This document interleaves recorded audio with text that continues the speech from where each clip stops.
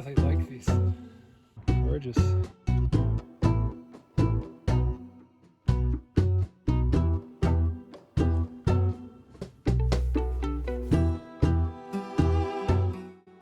Wicking barrels are doing awesome. A little late for the melons, but I still have hope. They've got a whole bunch of fruit sets. I've been too lazy to, prune the suckers off, so they're just kind of going, making all their side shoots. Hopefully we get some melons this year. Just putting together a couple boxes for the neighbors here, and the grapes are ready now. Got some peach jam from the tree as well. Variety of potatoes, cukes, zucchini, fresh basil, kale, celery, chard, some green beans. So you can see I have a row of aubergine growing in 2-gallon containers with the bottoms cut open so they're growing into the ground. And they are pretty much done, these plants now. I was going to pinch off the flowers to direct the energy into the fruits, but they pretty much just dropped their new flowers anyways about a week or two ago. And so there's a decent, nice little crop on here.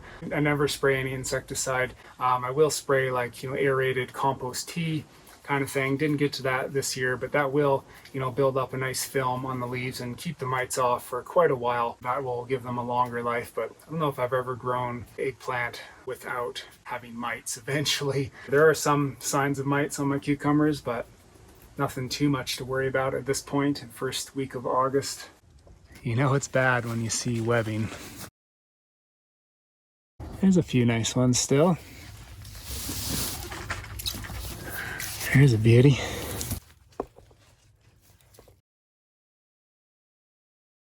There's a few cucumbers in there too, but quantity wise, yeah, it's probably about half what I would have got if they were all, matured to this size.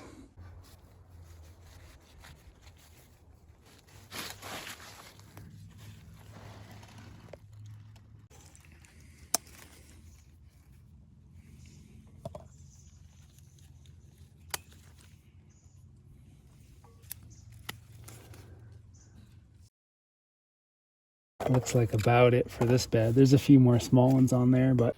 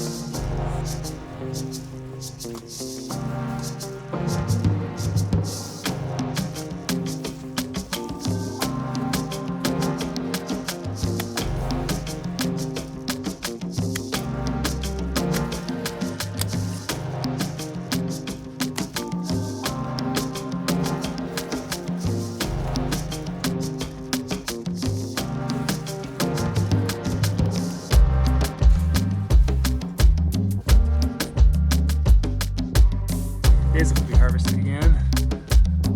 This plant here.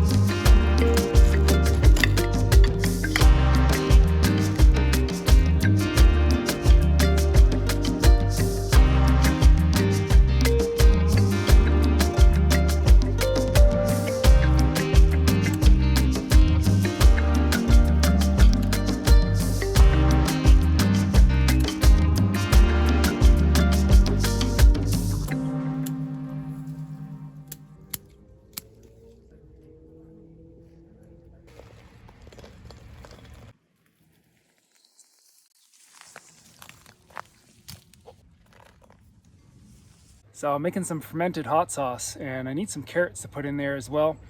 I have some volunteer self-seeded carrots growing here with my celery. I think these ones are going to be the furthest along, and I did thin these ones that ended up in the bed here. I also have a bunch kind of growing in the pathway, and I did find a few pretty nice ones. But let's check out the ones in the bed here.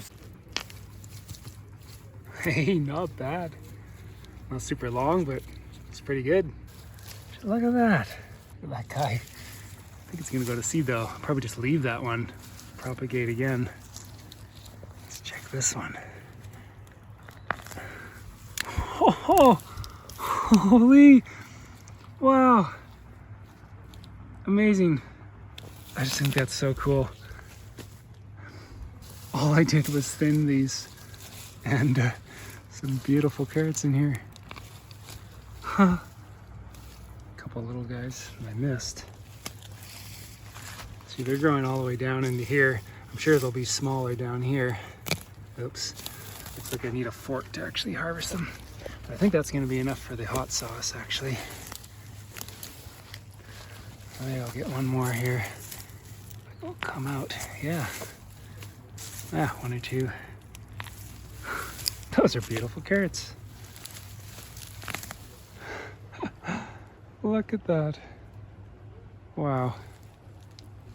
All right, got all the sweet peppers chopped up last night that are gonna go in. Matchstick hot chilies. Have some small onions just quartered, and some volunteer carrots. So thrilled about these. It's best not to peel them. If they are nice and clean, you can scrub them nice and clean like that. I will peel, you know, where there's embedded dirt and whatnot. Some garlic from last season, actually. And we have our brine, saltwater brine. I'm using pink Himalayan salt, fairly fine grade. So for a fine grade salt, 1 1/4 teaspoons per cup of water. So I've got 3 3/4 teaspoons in there. About a liter is going to, typically do a 2-liter jar like this when it's filled with vegetables or what have you.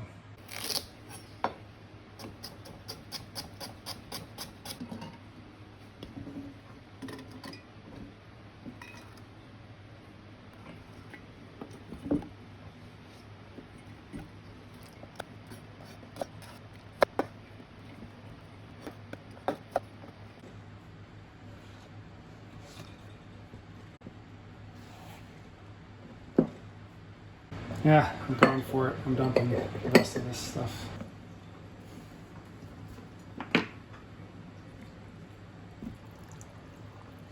Oh, almost perfect amount.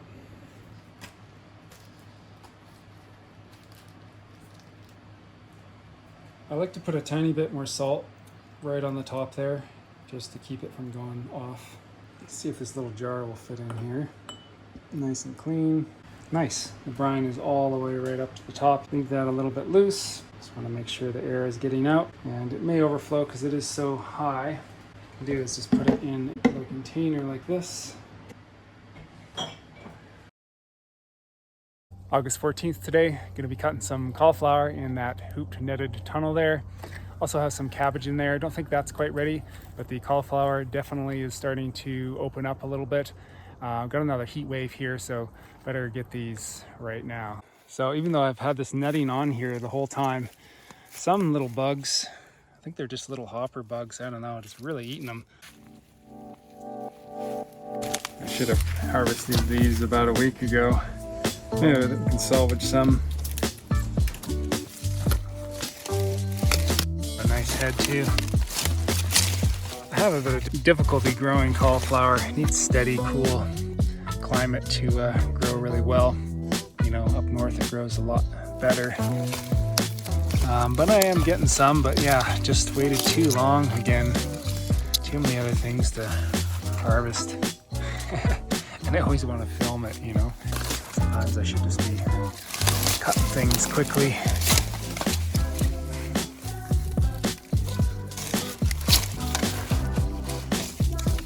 I don't think I really want to eat that at all. That's gross. Yeah. Yeah. It was chomped on from a rodent. Thank you, cauliflower. Oops, got it dirty.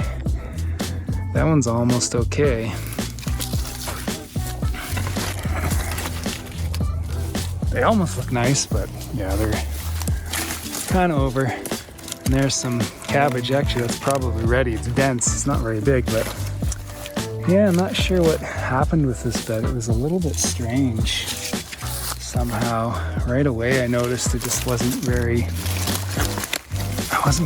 very well. It's a little one.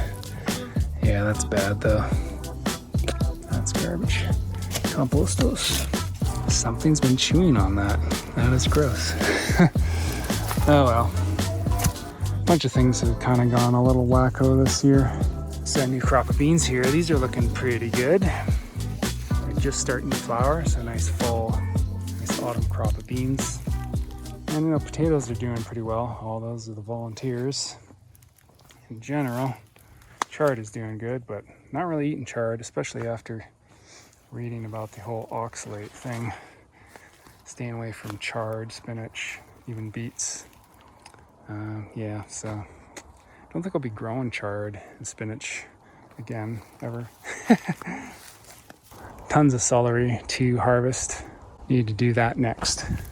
So yeah, cauliflower scene is a little bit too bad. I guess I'll salvage a little bit there. So I'm just cutting them off, leaving the roots in the ground. The worms feed off that throughout winter time. Check out these candy roaster squash. I've never grown this variety before. Getting pretty fat. That one just hanging off into the forest there. Look at these big sausages. Almost forgot, I have 2 more purple cauliflowers here. They're a bit wacky. Still, I think it's good. Thank you, beautiful. A little something.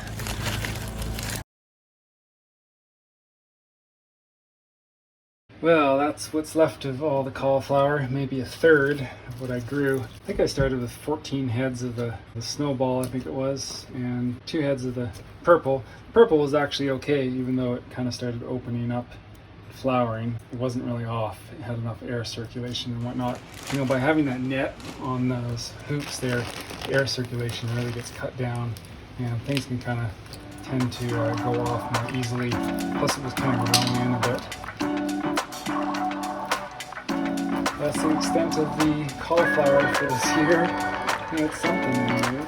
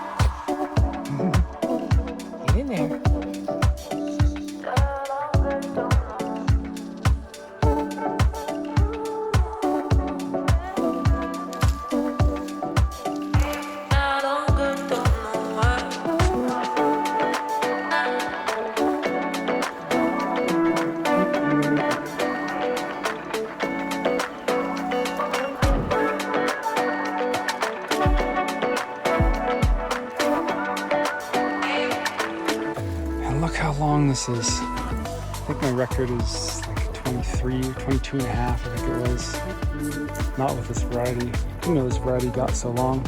It's as long as my forearm, and I have very long arms. I'm 6'7", so what a beauty. Look at the production on here though.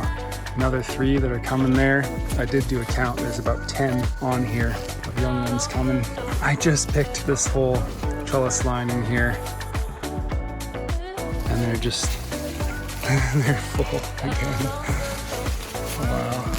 Alright, I can see how long this cube actually is. I've had a 22 and a half is my record. And so this one is 20 straight, so with the bend close to 21. Not a record, but still getting up there.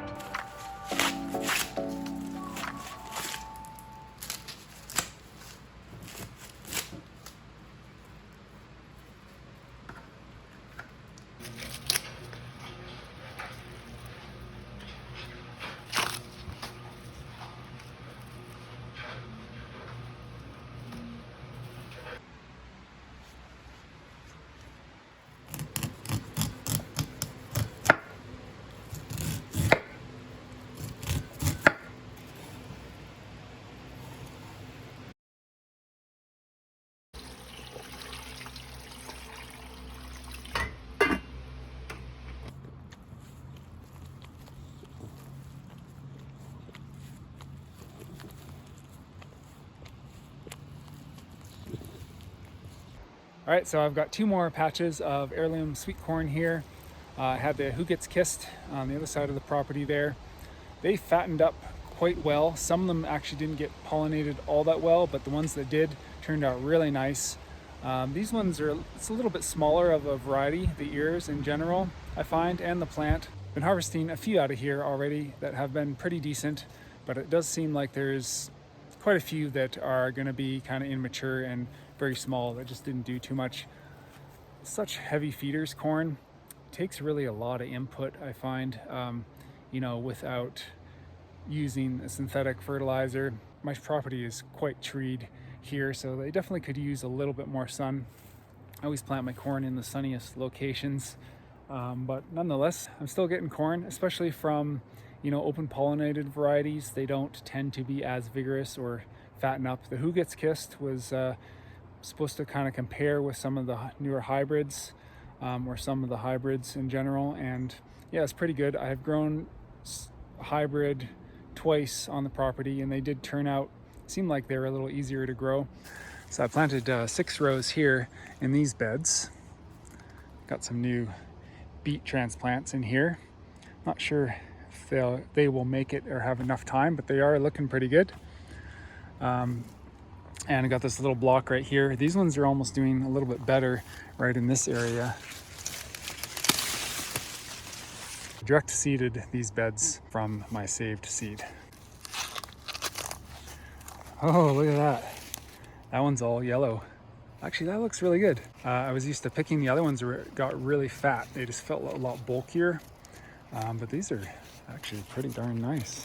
This is supposed to be kind of like a peaches and cream variety, but sometimes you get all yellow or all white. Yeah, so not the largest cobs, but that one looks really nice. Good pollination anyways.